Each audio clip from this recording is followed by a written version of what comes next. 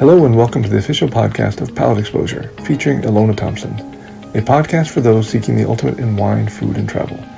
Each week she interviews winemakers, chefs, celebrities, and a variety of guests that shape the way we enjoy life. Hello, this is Ilona Thompson, Palate Exposure. I'm here at Dana Estates. Actually, the most correct pronunciation is Dana, and we'll talk about it in a little bit. And Vaso Cellars, I'm here with Chris Cooney, Director of Winemaking. We're tasting 3 wines, 2 2016 vintages and 1 2015, very exciting. So we'll be doing that throughout the conversation, kind of folding the wines into the fabric of our discussion. Thank you very much for hosting me. This has been really an eye-opening experience. This is a very special place and very intentional one. So I can't wait to find out about your workplace, but first we'll start with a little bit about you and your background and how you came to be the Director of Winemaking. So tell us a little bit about Chris. So I grew up in California in the South Bay, south of San Francisco. And, you know, growing up, my mother is from Germany, and both my mother and father really, you know, food and family meals was really a big part of growing up. And that wine was a part of that was just sort of seemed to be like, you know, there was never a dinner without at least a glass of wine. Cool. And something that my dad was very passionate about. I would call him a real wine enthusiast, not a collector. Okay. Because he purchased wine to drink it and was very confident in what he liked and what he didn't like. But he liked some really nice wines, and so there was a good amount of, you know, first growth Bordeaux that would show up on a relatively regular basis. Wow. As well as other wines just from all over California, from Oregon. And that just sort of seemed like a natural thing to have at the dinner table.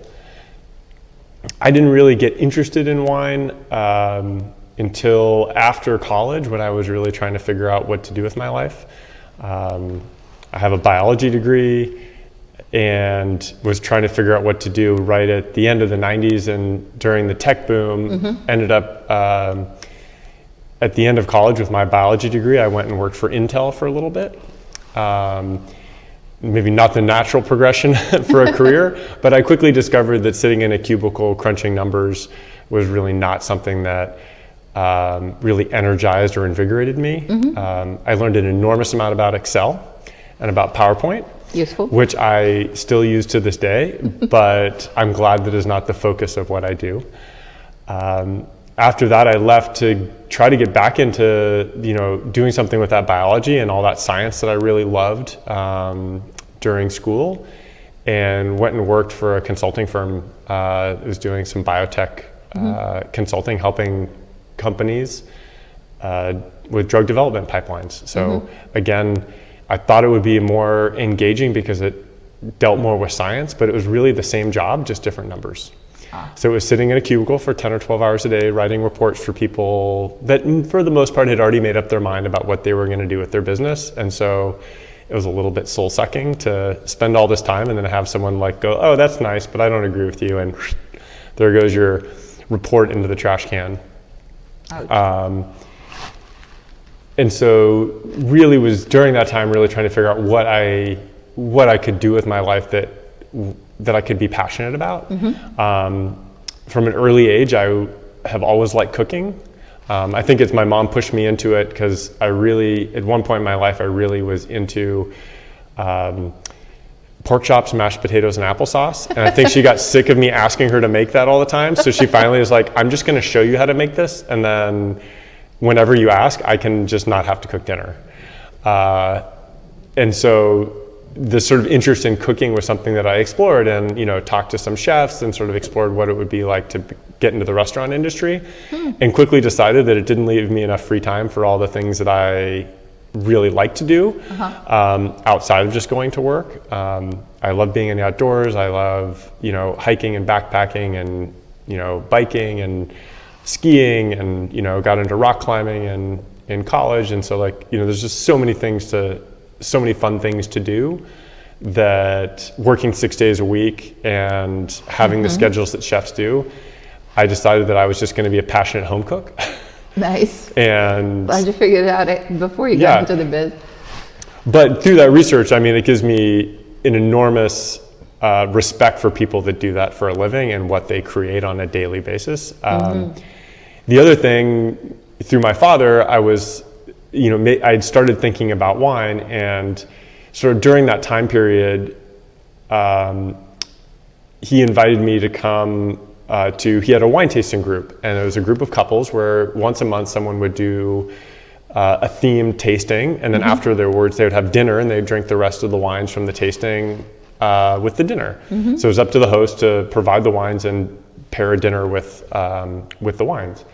And it was my father's turn to do it, and he decided he wanted to try to get a wine from every decade, and this was in the late 90s, so every decade, the 20th century. And so it was like, okay, he's going to go back and find all these wines. And the earliest wine that he could find was a 1929 Lafite Rothschild. Wow. And that wine, he invited me to come to the tasting if I would agree to help cook the dinner and do all the cleanup. He's like, but I'll let you taste the wines, and that's the fee for joining the group. Now, at that point, I was like, sure, great. I don't have anything else to do on like a Wednesday night, so like I'll do it. So after work, came over, helped them prepare dinner, and tasted through these wines, and that wine was absolutely stunning.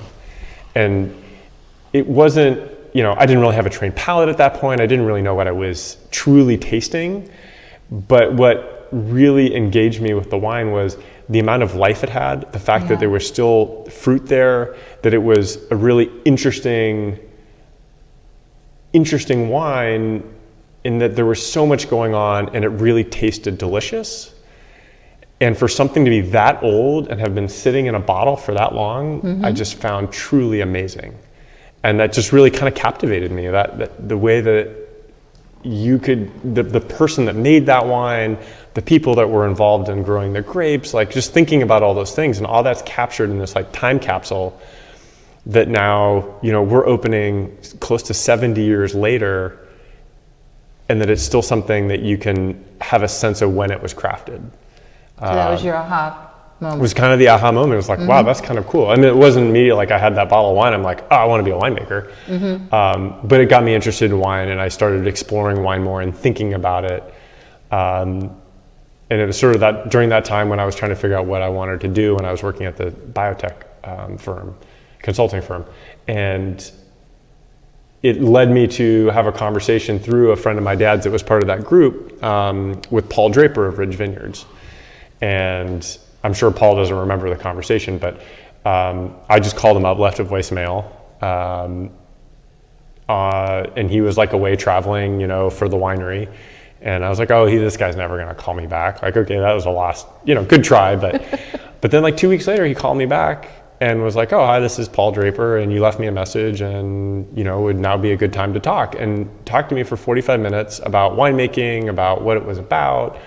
Just was very generous with his time and advice to someone that wasn't in the industry, just trying to figure out what they're trying to do with their life. And it really made me think like, wow, if like 50% of the people in the wine industry are this cool, like I want to be in. I would like, this sounds great, because just the different things, the way he explained it, and it's like, it's still true for me today, is like, there's such a diversity of different things you get to do, and so many different skills you get to apply. So like, I can apply the organic chemistry that I've learned at one point in my schooling. I get to apply biology in many different aspects. And there's a certain art to it as well. There's, fixing equipment, there's walking vineyards, there's like, it's just the diversity of things that you get to do, and the things you get to think about is very engaging and energizing. The number of problems you're trying to solve, like all those things, like I was like, wow, that sounds like something, sounds a hell of a lot better than what I'm doing. And it pulls in a lot of different interests I have. I love being in the outdoors. The biology, from plant biology through the yeast biology and microorganisms, through the chemistry, through at that point I wasn't even thinking about doing something like this and engaging with people that are also really passionate about wine. So that was sort of, that conversation was what pushed me to apply to Davis and go back to school to get a master's degree in enology. Wow. So you're describing a lot of analytical attributes in your past career, but there clearly is an artistic, emotional, passionate side to you that fed into the idea of being able to apply it and make something tangible and, as you say, delicious out of it. So that's really cool that you have both sides of your brain somehow cohesively operating. Most of us are leaning heavily in one direction, put it this way. My wife might argue with the always cohesively working together piece of it, but yeah, I mean, I'd say I come at it from a more analytical standpoint, but yeah, there is a piece of it that you have to just give up trying to analyze it and just experience. And I think it's something that I would say I didn't come to naturally, but something that I sort of, worked on evolving and building, because I did come at it from a very scientific place of wanting to be able to analyze everything and figure out why it work. And it's still today, I still think I come at it from more of in sort of scientific wanting to figure out why, than, well, it just is, and, just experience it. Sure. But that's a really important part of it. And wine it's not something where people sit down with, a piece of paper and try to analyze it. Yeah. It's really much more experiential. And I think that's one of the things that from growing up that I really realized that wine was something, it wasn't something you opened because you were gonna do an analysis of it. Yeah. It was something you opened as part of a meal. It's something you opened to share with friends. It was part of sort of the social fabric of what makes us human. Absolutely. And it was a real piece of that. And I think that's sort of what captured, I think, sort of my imagination about it, is that, you go through you go through the entire process of making wine from the beginning of the growing season all the way through to when you bottle it to years later after it's been aging, and just being able to share that kind of captured vintage the way that I was talking about before. It's kind of a time capsule, and then you're able to, you've taken that year, you've put it in a bottle, and now it's something you can put on a table and share with other people. I think is something that's really, really kind of magical about it. And I think it's one of the reasons it captures so many people's imaginations in a way that a soft drink doesn't. Yes, very beautifully said. And by the way, I love your background. It almost feels a bit of a full circle. You clearly grew up with parents' mindset. It was very European, if you will, in terms of wine and food being natural companions on the dining table. And you've absorbed it, from the early age as part of the fabric, the miniculture in your family. And then you went and created this you built out this foundational aspects of science and biology and biochemistry that you can draw from. And then you went into the career that basically takes you back to those emotional aspects. So yeah, it's pretty fantastic how it all worked out. So you got your master's degree, and what happened next? So during getting the master's, I worked a vintage at Iron Horse over in Sonoma. Sparkling, huh? Sparkling, but also still Pinot That's Chard. right, And then I think they've sold it now, but they also had a great Cabernet vineyard up in Alexander Valley. I don't think I've had their Cabernet. And yeah, it was a great experience. David Monksgaard, who was the winemaker there at the time, I don't know if he's still there, but he was just a really great mentor in terms of I had a lot of things rattling around in my head, but how do you actually apply those and actually get something done in a winery? I believe he was ex-Marine, and he had just the right amount of kind of drill sergeant and mentor. So it was a really great experience that I really, really enjoyed. Very cool. And I did that sort of in between the two sort of halves of the master's degree. And then after that, I went to Germany for a harvest because I had met a winemaker that had come over from Germany with a group to Davis. Okay. And I basically, like, it was a group of winemakers from the Pfalz region of Germany, and it was basically like, anybody want an intern? I got myself into this tasting through Ann Noble, even though I wasn't one of her censor students, but I just kept bugging her until she like let me join this tasting with this group of German winemakers. So that's how I ended up over there. And that was, again, a very wonderful experience, like working with varietals that I'd never worked with. I spoke German, but they don't speak German in the Pfalz. They speak a dialect, and so it took me a little while to actually be able to communicate with anyone. Luckily, the winemaker and his wife spoke what they call Hochdeutsch, or High German, which is like what they learn in school. So, like, at least I had someone I could converse with. But experience had to be really eye-opening. Oh, I mean, it was really wonderful, and it was, you know, doing so many things in a small winery, and just like in a very different way than any other winery I've worked at. And after that, I came back. I worked on my thesis over the holidays after the harvest, and then went to Australia and worked in the Yarra Valley in Australia for a harvest. And then after that, came back and was like really looking for what's my next thing. Finished my thesis up, turned that in. What was the subject? It was basically a proteomic analysis of yeast during a normal fermentation. So a lot of the proteomic analysis that had been done up to that point was looking at yeast, but looking at it in a 2% sugar solution. So not very much alcohol is involved. And so the way that the yeast is going to express proteins is going to be very different in a wine fermentation where it's getting up to 12 or 14%, or in Napa Valley even higher, is going to be very different because it's dealing with different stresses. And so the idea was to try to set some baselines as to, like, can we figure out what proteins are going to be differentially expressed? Fascinating. I mean, especially for wine nerds. What a fantastic, did you come up with that subject matter spontaneously, or was it something that caught your attention? Generally the way it works is you have, you know, as a master's student, you're not there for like 6 years doing a PhD. And so you're trying to latch on to something that's interesting to you, that's part of a professor's area of research. So I worked in Linda Bassan's lab, and, you know, sort of in conjunction with her of like, oh, here's this chunk of research that we need to do that's part of this larger project.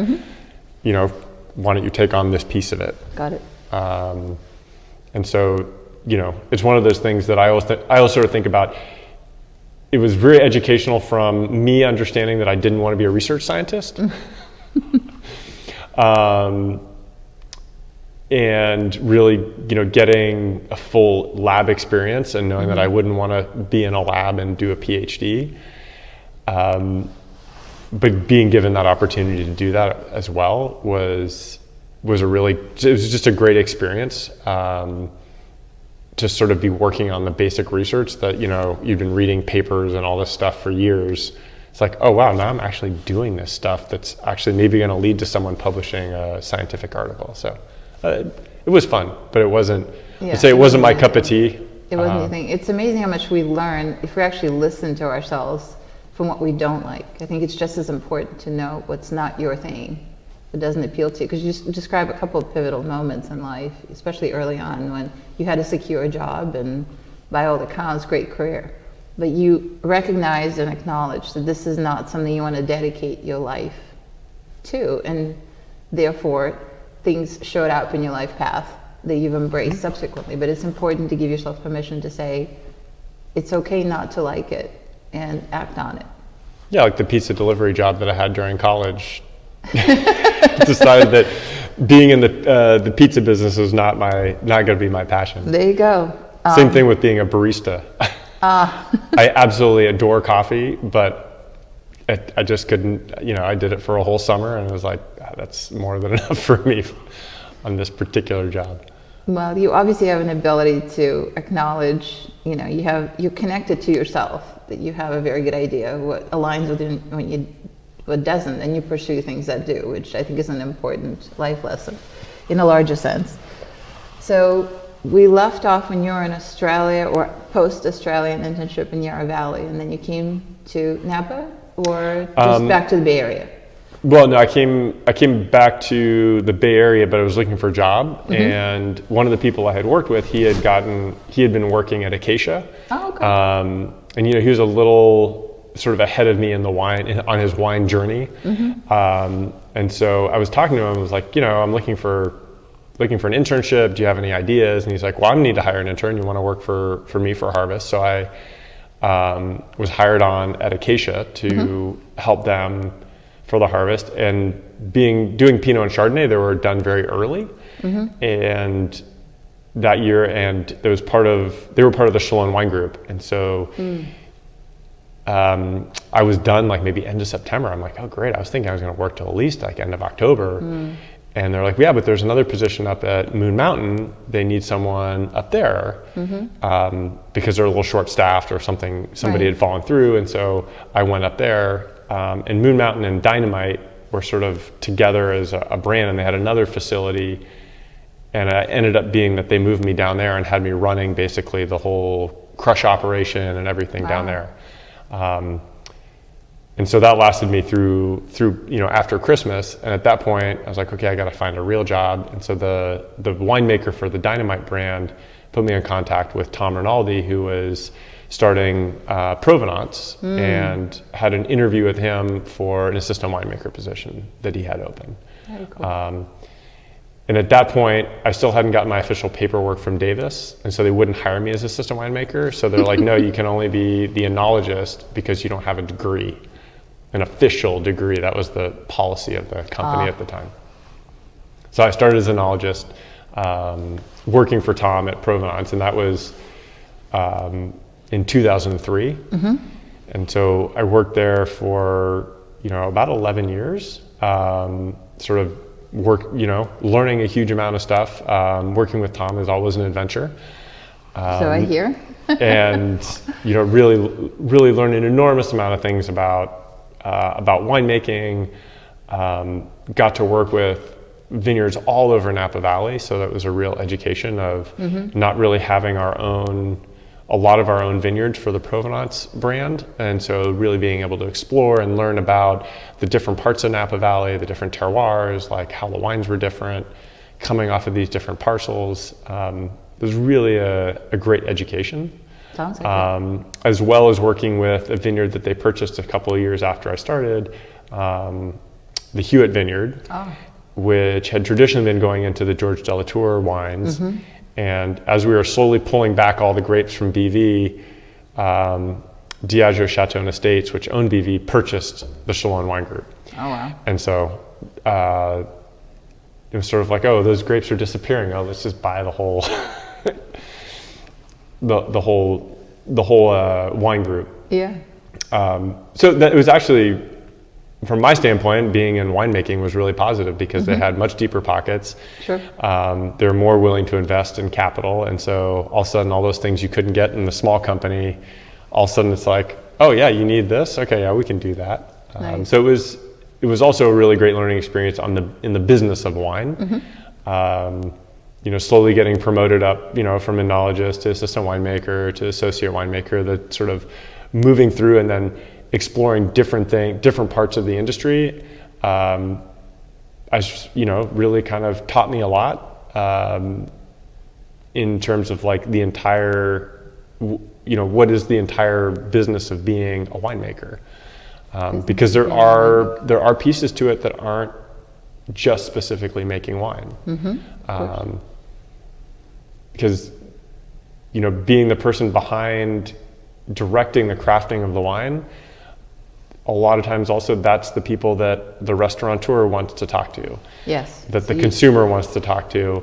They really want to hear about the story of the wine from the person that was directing the making of the wine. Of course. Or actually making the wine. And I say that very deliberately because making wine is not, for the most part, an individual pursuit. It's a pursuit of a team of people that are working together. And having a great team of people really better allows you to achieve what you're trying to do with the wines. And so, in some cases it is one person doing it all by themselves, but I think that's a very rare case. The conclusion of this interview can be found in the next podcast, already available for your download. Thanks again for tuning in to the official podcast of Palate Exposure featuring Ilona Thompson.